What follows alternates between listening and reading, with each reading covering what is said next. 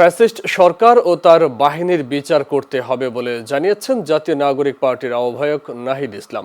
জুলাই পদযাত্রায় নেত্রকোনার সমাবেশ থেকে তিনি এ দাবি জানান। এদিকে বিচার সংস্কার ও নতুন সংবিধানের দাবিতে এনসিপির জুলাই পদযাত্রা আজ নেত্রকোনা ও শেরপুরে অনুষ্ঠিত হচ্ছে। দুপুরে নেত্রকোনা শহর থেকে জুলাই অভ্যুত্থানের নেতাদের মতবিনিময় ও গণসংযোগ শুরু হয়। সকাল থেকে কেন্দ্রীয় নেতাদের স্বাগত জানাতে বিভিন্ন উপজেলা থেকে এনসিপির নেতাকর্মী ও সমর্থকরা জড়ো হন।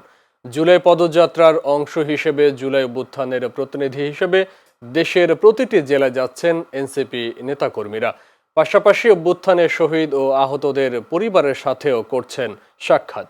বিকেলে এই পদযাত্রা শেরপুরে এসে পৌঁছায়। বিএনপি জামায়াত থেকে শুরু করে যারা বিভিন্ন সময় কোনো দল করে নাই, রাতের আধারে ঘাট থেকে বাংলাদেশের খুনি বাহিনী তাদেরকে নিয়ে গিয়েছিল, জেলে পড়েছিল, লাশ সাগরে ভাসিয়ে দিয়েছিল। আমরা তাদের বাংলার মাটিতে বিচার করব ইনশাআল্লাহ।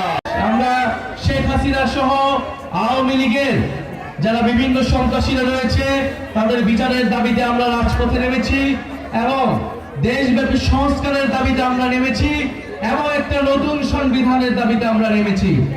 এই নতুন সংবিধানের জন্য আমাদের একটি গণপরিষদ নির্বাচন লাগবে, যেই গণপরিষদ নির্বাচনের মাধ্যমে বাংলাদেশের সাধারণ মানুষ, বাংলাদেশের অভ্যুত্থানকারী জনতা বাংলাদেশের আগামী নতুন সংবিধান নির্ধারণ করবে।